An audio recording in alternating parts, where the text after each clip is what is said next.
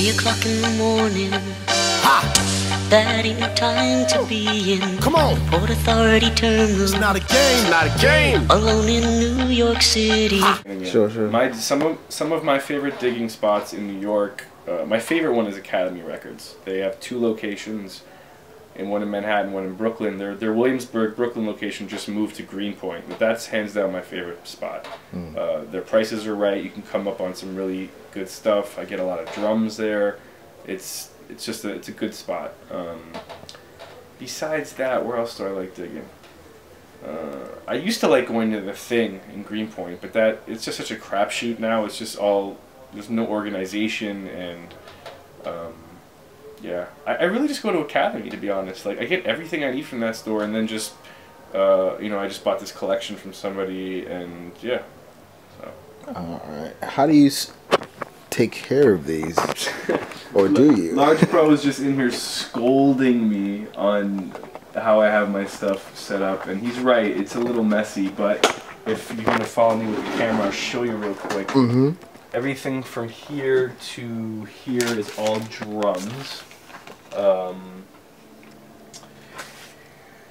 All the bottom is soul, ethnic records, Spanish, Asian, easy listenings up there, library.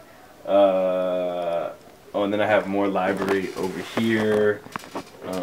It's fucking madness, to be honest, but I know where everything is, and that's what matters. But yes, Large Professor was not feeling my setup, and shouts to Large Pro. I think he would actually come here and reorganize it if I asked him. That's how much it was bothering him. Yeah. How I started working with Rakim is because of Nick Wiz, fellow producer. Shouts to him. The whole reason I'm working with Ra is because of Nick. Sent him beats, and the joint What's Wrong that you hear on Newport Authority 2 excuse me, was supposed to be on Rakim's last solo album, but they had issues trying to clear the samples, so I was like, fuck it, give it back to me, I'll use it. And that's how that happened, and we've been building and slowly working on other stuff, and it's crazy, man. Like, that's the god. So working with someone like him is dream come true. Is like, that doesn't even describe it, you know. And shouts to Rakim. So. And then Big Daddy Kane. Me and Big Daddy Kane did the joint night and day, and that is because of Master Ace. I asked Master Ace to reach out to his Juice Group buddy. He did, and the next thing you know, I got a call from Big Daddy Kane. And I remember when he called me too, I ran into my roommate's room, and I was like, I'm on the phone with Big Daddy Kane. These are just surreal things, you know. You have to understand, I'm like a nerdy white dude from the suburbs of Toronto, Canada. I grew up listening to these guys, and now I'm here in the mix working with them. So I'm never just gonna be like, it's nonchalant cool about it. Like, it's a blessing to work with these people. So shouts to Kane. So if you had to pick between Ra and Kane, and put you on the spot. You can't make me do that, man. Yes. That's foul. That is so foul. I'm not doing it. I'm not doing it, man. They both have incredible catalogs. You know, that's the thing about back in those days. I hate to say that, but everybody had their own thing. Like, they all put you in a zone. Like, there was room for everybody. There wasn't, you know. I'm not picking. I'm not doing it, Jerry. They were both out in Brooklyn this summer too, at Wingate Park. It was crazy. Yes, I wasn't at that show, but Ace was at that show. He told me about it. I looked real crazy. Crazy. Yeah. So you had on PA2, you got another reunion, Organize Konfusion. One time, Pharaoh fucking mama, two times. It's me, Prince O. Organize Konfusion is back.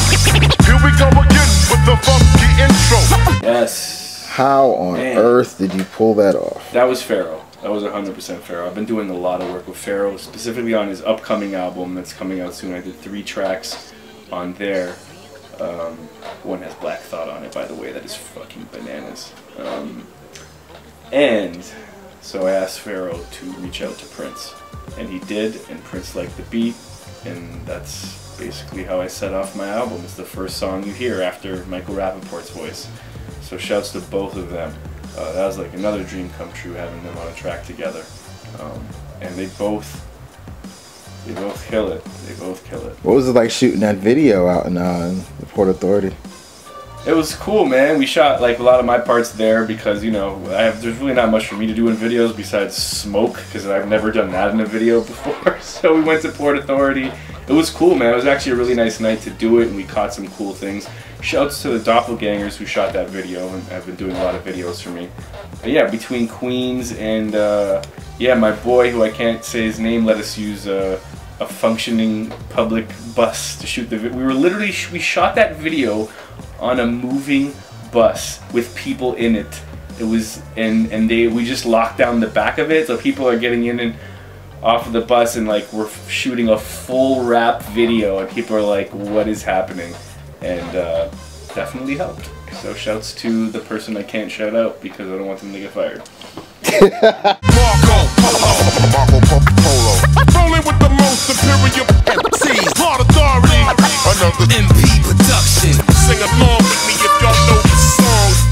3 o'clock in the morning, that ain't time to be in the Port Authority terminal, alone in New York City.